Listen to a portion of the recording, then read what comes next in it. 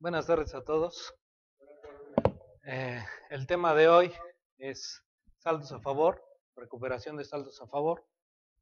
Vamos a estar conociendo las tres principales características o formas de la aplicación de los saldos a favor. Eso de recuperación se escucha como si hubiéramos perdido algo y ahora hay que recuperarlo, cuando muchas veces no es así lo que sucede, sino que tenemos saldos a favor, hemos determinado el impuesto.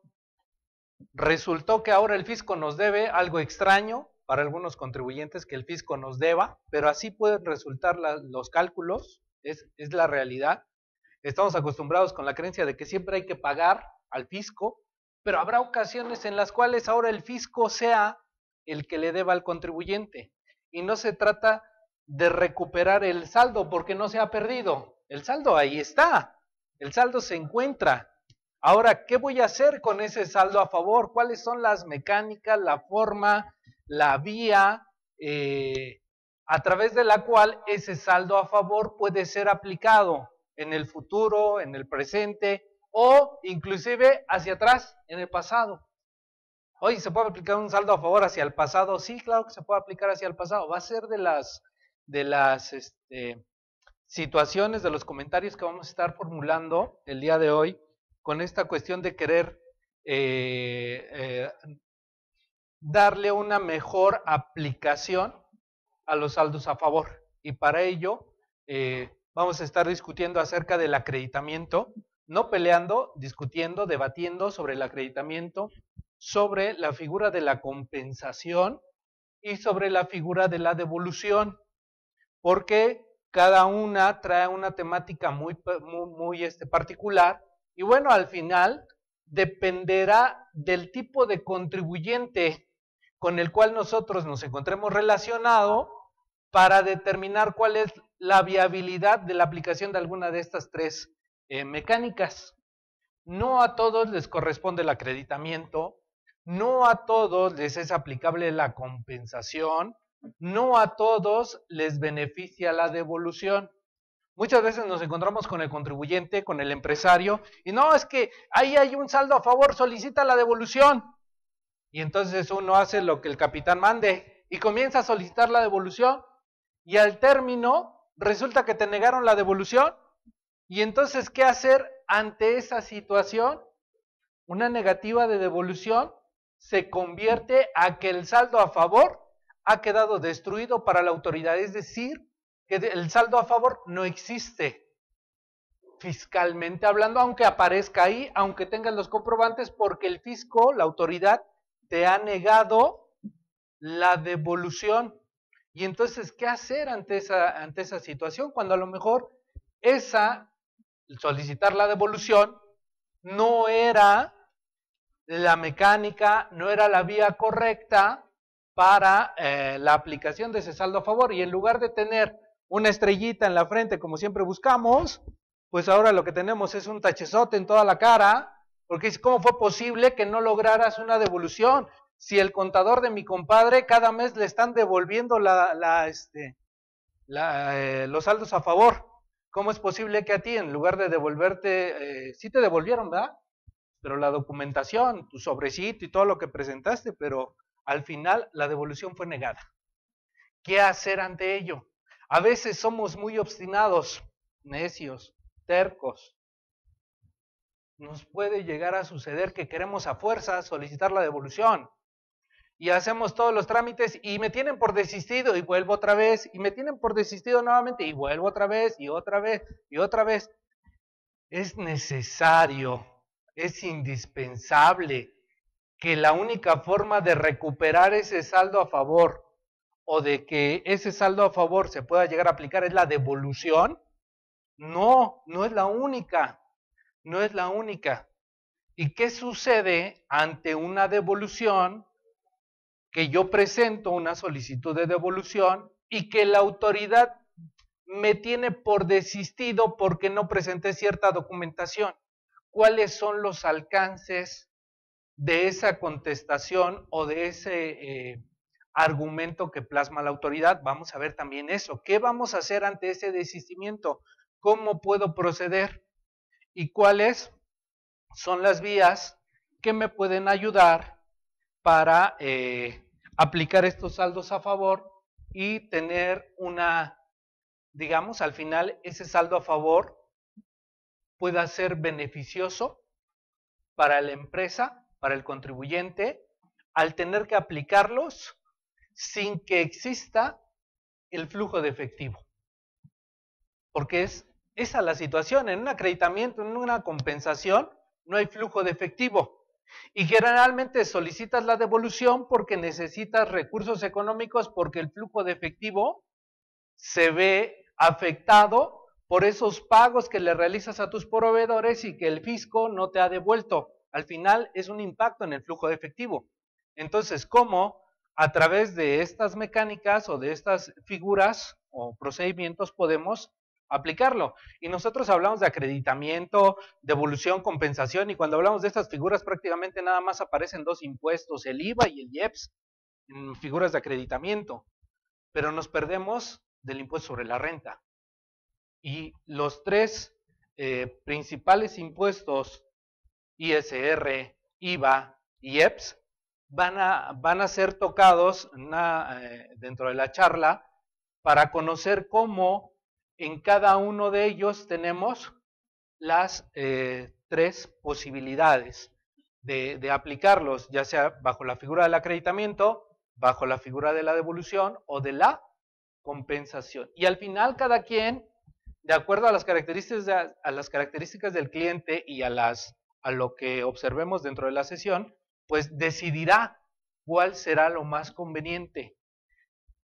Pero tenemos que estar preparados para recibir el no por parte de la autoridad y conocer después qué vamos a hacer ante esa respuesta negativa. ¿Ok? En el ámbito fiscal, en el ámbito tributario, generalmente todo lo conocemos con obligaciones. Y las obligaciones, el contribuyente también tiene derechos, por supuesto. Pero hay ciertas obligaciones. Y esas las hemos dividido académicamente o para podernos explicar la cuestión fiscal en obligaciones de forma y obligaciones de fondo. Hay obligaciones de forma que se tienen que cumplir, pero hay una obligación de fondo por parte del contribuyente. ¿Cuál es la principal obligación que tiene un contribuyente? El entero del impuesto. Esa es la principal obligación. Con base al 31 fracción cuarta, todos los mexicanos están obligados ¿a qué? A contribuir. La obligación de fondo es contribuir. ¿Cómo? Bajo la forma que sea adecuada. ¿Ok? Pero en el fondo, lo que busca la cuestión constitucional o nuestra Carta Magna es que el contribuyente aporte. ¿Ok? Esa es la obligación de fondo. Ahora, yo voy a pagar. Va a haber una disminución en mi patrimonio porque tengo que cumplir con esa obligación de fondo. ¿Y cómo cumplo con esa obligación de fondo? Probablemente alguna de estas sean aplicables a tu situación. ¿Cómo puedo cumplir con mi obligación de fondo? La más común del cumplimiento de las obligaciones, ¿cuál es? El pago. El pago en el cual significa, de acuerdo al Código Civil Federal, la entrega de la cosa debida. ¿Qué le debo al fisco? La lana, el impuesto, la contribución, el derecho, la aportación de seguridad social. Eso es lo que le debo. ¿Cómo cumplo con esa obligación de fondo?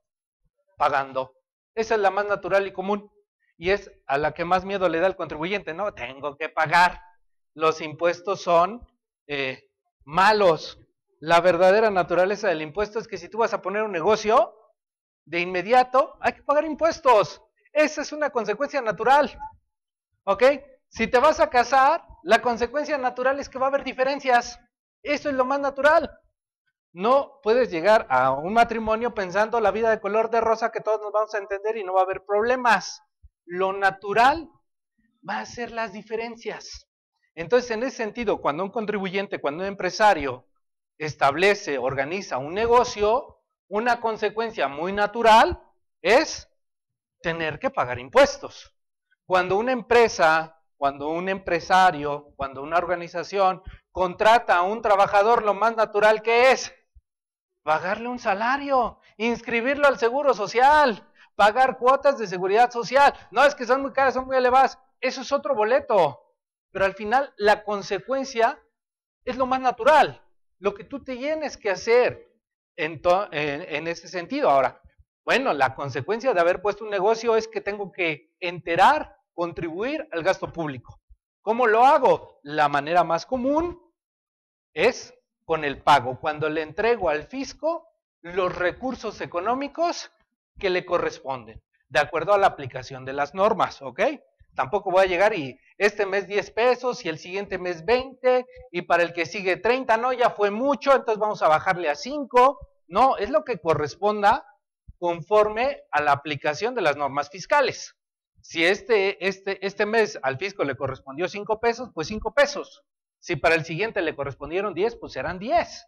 Entonces, en esa situación es como el contribuyente o el gobernado, en este caso, cumple con la obligación de fondo, tener que pagar el impuesto. Entonces lo hace uno, la más común, con la entrega de la cosa debida, que es a través del pago. Hay otra forma de extinción de las obligaciones que se da a través, que se llama confusión. ¿Cómo se da la confusión?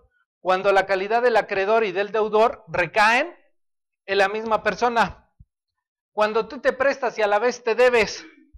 Cuando tú te envías de una cuenta bancaria a otra un recurso económico, de un lado ya te llegó y te conviertes en deudor y del otro te conviertes en acreedor, pero al final las cuentas bancarias de quién es, la cuenta bancaria de quién es tuya. Entonces tú eres deudor y acreedor. Las obligaciones ahí están confundidas, se han confundido. Oye, ¿y esto se puede ver en el ámbito mercantil? Sí. Cuando una empresa se fusiona con otra a través de la absorción. Cuando A absorbe a B. Si A absorbe a B y había deudas entre A y B, ¿qué pasa con esas deudas? Se confunden. Hay una confusión, quedas confundido porque a quién le debo y a quién me debe. Pues ya nadie se debe. Las partidas han quedado, ¿qué? Canceladas y las obligaciones se han cumplido. Ya no hay más que hacer. Porque la figura del deudor y del acreedor se encuentran en la misma persona. Esa forma de extinción de obligaciones no puede darse con el fisco, ¿verdad? No se puede dar en que yo me convierta a la vez en el fisco y en contribuyente al mismo tiempo. No, de esa manera yo no puedo extinguir una obligación fiscal. Otra forma en la que se cumple con la obligación es la remisión o condonación, que es renunciar a su derecho. Y ahí sí, algunas ocasiones el fisco renuncia a su derecho de tener que cobrar. La mayoría de las veces lo realiza por incosteabilidad o en algunas ocasiones por decretos o por beneficios fiscales, en los cuales determina el fisco, ¿sabes qué? Tú me debes X monto, te condono parte de la deuda, se extingue la obligación fiscal hasta ese importe, pero lo demás me lo cubres. ¿Puede darse para el cumplimiento de las obligaciones fiscales? Sí. La prescripción. La prescripción es una especie de sanción, de regulación por la inactividad del acreedor, en este caso, en la cual la inactividad del acreedor, que es el cobrar, no la ejerce y las deudas no pueden ser eternas. Por lo tanto, la ley les brinda cierta posibilidad para que puedan ejercer ese derecho de cobro por cierta temporalidad. Y al deudor se puede liberar de esa obligación y se llama una prescripción negativa, porque hay prescripción positiva y prescripción negativa. En este caso, el liberarse de obligaciones es una prescripción negativa, liberarse de, por el transcurso del tiempo, por la inactividad de ¿quién? Del acreedor. Y ahí es donde se da en materia fiscal la prescripción de los créditos fiscales. La autoridad tiene un plazo para poder cobrar un crédito fiscal. ¿De cuánto es el plazo? 5 años. La autoridad tiene 5 años para ejercer el derecho del cobro de un crédito fiscal. Si durante esos 5 años la autoridad no lo ejerce, significa el crédito fiscal ha prescrito. Por lo tanto, el contribuyente ya no tiene la obligación de ¿qué? De cubrir, de pagar, de cumplir con la obligación fiscal. Se le ha liberado por el transcurso de tiempo, pero por la inactividad ¿de quién? Del fisco. Del fisco. No ha ejercido su actividad de cobro, su derecho a cobrarlo, por lo tanto, pues ha perdido ese derecho y cuenta con ello 5 años para hacerlo, ¿ok? La dación en pago es otra forma de extinguir la obligación. Ok, yo te debo pesos, pero no tengo con qué pagarte. Pero sí tengo computadora, sí tengo un equipo de transporte, sí tengo un inmueble. ¿Me los tomas? Y entonces ahí te estoy, a cambio de lo que te debo, te voy a entregar otra cosa. Pero con eso se va a cumplir ¿qué? La obligación fiscal. Con eso yo cumplo. Y entonces con la autoridad en algunas ocasiones se puede dar la dación en pago, ¿ok? Otra forma de extinguir la obligación fiscal es la compensación, cuando dos personas reúnen la calidad de deudor y acreedor recíprocamente. De estas figuras estaremos hablando de la prescripción, de la compensación y del pago. De todas estas formas de extinguir las obligaciones en materia fiscal en mi relación con la autoridad, llámese Servicio de Administración Tributaria, voy a estar manejando el pago, la prescripción y la compensación. Porque el fisco me puede deber, pero yo también le puedo deber al fisco. Entonces la calidad de deudor y acreedor es recíproca. Y entonces puede ser aplicable la figura de la compensación. Y entonces vamos a conocer qué impuestos se pueden compensar, cuáles no son susceptibles de compensación, cuáles son los requisitos, los trámites, cómo realizar el proceso de la compensación, etc. Si observamos aquí, no existe la mecánica de la devolución, porque la devolución no es una forma de extinguir un cumplimiento. La devolución es el ejercicio del derecho del gobernado para que la autoridad resarza lo que en su caso se haya pagado en exceso o de forma indebida, ¿ok? Entonces por eso la devolución no es una forma de extinguir la obligación. Ahora, si vamos a estar hablando, conversando del término saldos a favor, pues necesitamos conocer de dónde provienen.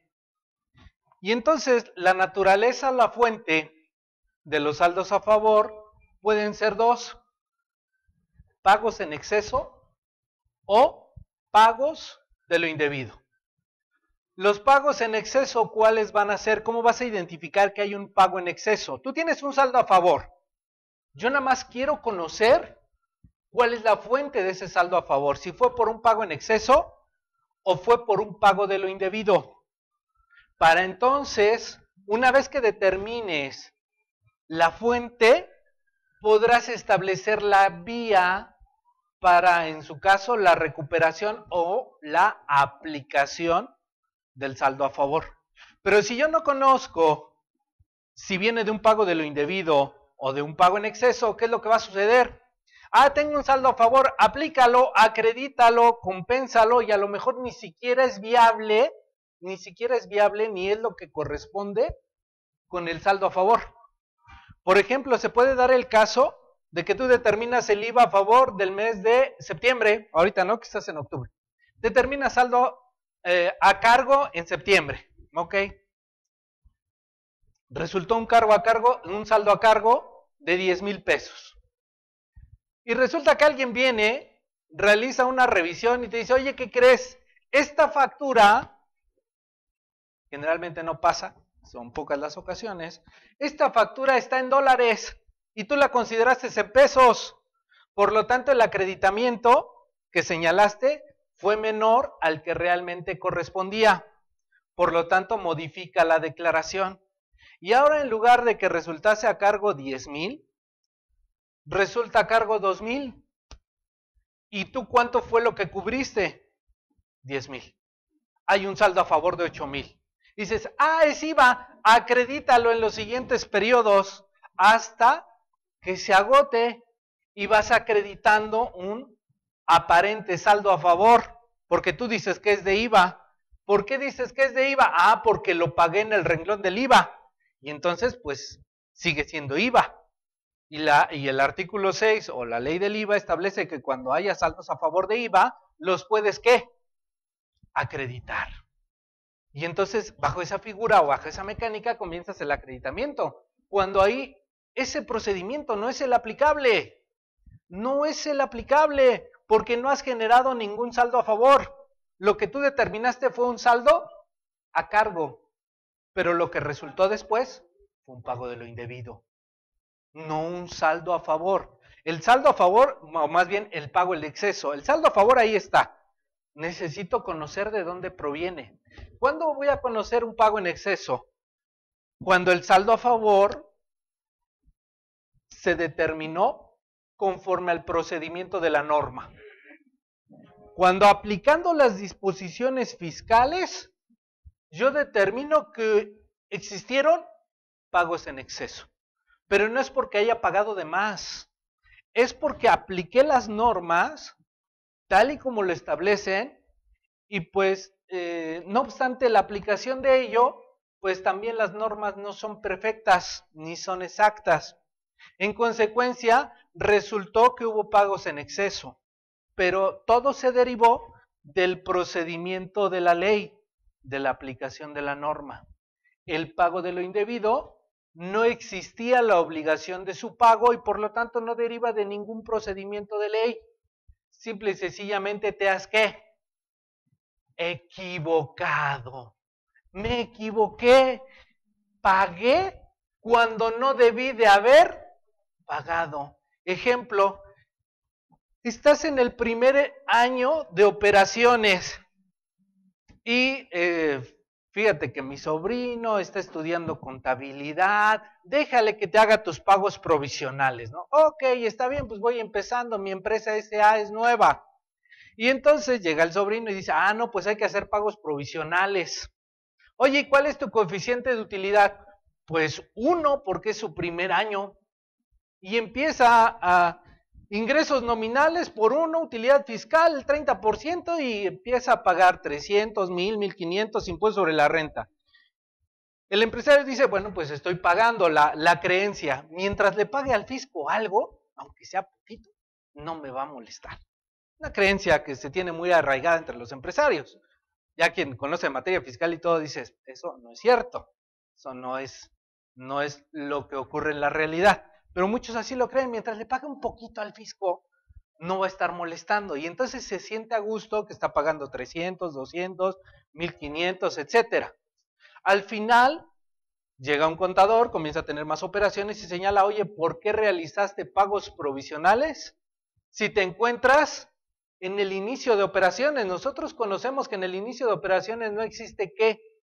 La obligación de realizar pagos provisionales, porque no hay coeficientes de utilidad determinado. En consecuencia, aquí lo que se realizó no es saldos a favor, porque el procedimiento no deriva de la norma, no es de la ley.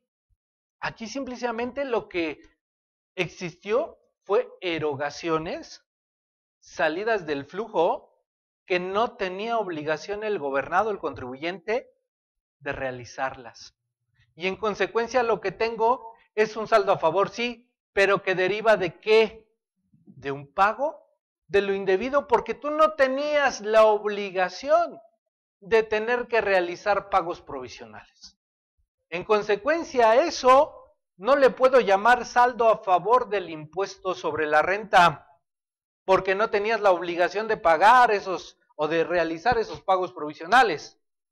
Lo que tenemos es saldos a favor que derivan de pagos de lo indebido, porque no he aplicado la norma, realicé erogaciones que no tenía obligación de efectuar. Micrófono, por favor. Perdón que lo interrumpa. Yo ahí todavía no capto a qué se refiere de lo de pagos en exceso. Vamos a esa parte. Ahorita vimos un pago de lo indebido, algo que yo no tenía que haber efectuado. Estás en el tercer año, estás en el tercer año de tu negocio. En el segundo año te fue bien y tuviste utilidad fiscal y utilidad contable. Te fue bien en el negocio. ¿Ok? Con base en ello, ahora puedes determinar el factor denominado coeficiente de utilidad. Y ese lo vas a aplicar para el tercer año. Y comienzas a realizar ¿qué? Pagos provisionales. Ahora sí ya tengo un coeficiente de utilidad y yo soy cumplidor de la norma. En ese sentido, pues realizo mis pagos provisionales cada mes. Al término del ejercicio, resulta que no te fue bien en ese tercer ejercicio y que por lo tanto tienes una pérdida fiscal. Ah, tengo una pérdida fiscal, pero yo cumplí con ¿qué? Con el procedimiento de la norma. Fui realizando mis pagos ¿qué? Provisionales. Y al final resultó que tuve pérdida y por lo tanto todo lo que pagué se ha convertido, ahora sí saldo a favor del impuesto sobre la renta, pero que deriva de ¿qué? Pagos en exceso porque tengo una aplicación de la norma y que sin necesidad de realizar ninguna argucia, simple y sencillamente por la sola aplicación de la ley, resultó que tengo saldos a favor, pero yo no estoy incumpliendo la norma.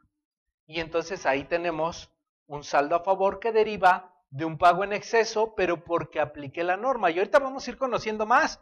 Por eso yo necesito saber de dónde deriva tu saldo a favor para saber cuál va a ser la estrategia, cuál va a ser la mecánica, cuál es la vía a través de la cual es lo que más te recomendaría. El acreditamiento, la compensación o en su caso, la devolución. ¿Ok? Y hasta en ciertos sentidos, con qué impuestos sí y con qué impuestos va a ser demasiado burocrático.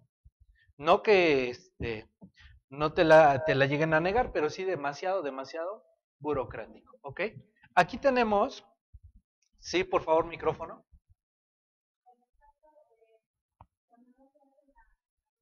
Coeficiente de utilidad, que cuando ya una vez tenemos presentada la anual, digamos, trae un coeficiente alto, al presentar la anual baja, pero en el siguiente pago provisional siguen aplicando el alto. Estamos pagando de más, Ahí, en sentido estricto, estaríamos hablando de un pago de lo indebido. es indebido. A partir del tercer mes, vamos a verlo en ya un poquito más en la cuestión numérica. ¿No? Ejemplo, tienes enero, tienes febrero, marzo y abril. ¿Ok? Ahora, en enero tú tienes 1,000,000, febrero 2, cada mes vendes 1,000,000. ¿Por qué? Pues quién sabe, pero así es tu negocio. Cada mes llevas 1,000,000. ¿Ok? Y por lo tanto a este le aplicas un coeficiente de utilidad del 0.10. Suponiendo que todo va correcto, estamos en orden, 2015, este coeficiente de utilidad que estás manejando, ¿a qué ejercicio correspondería naturalmente? 2013, porque todavía no presento la declaración anual de 2014. La del 2014 la presento en marzo del 2015. Por lo tanto, cuando presento el pago provisional de marzo, que ya es en abril, ahora sí ya tengo un coeficiente de utilidad. Pero el coeficiente de utilidad que determiné en mi declaración fue de 0.7, fue inferior, pero yo sigo manejando mi factor de 0.10. En lugar de manejar este factor, manejo esto, en sentido estricto, lo que está aconteciendo es que yo tengo un pago de lo indebido, porque no estoy aplicando el factor que me corresponde, que es el de 0.07. Yo estoy aplicando un factor más alto, ¿ok?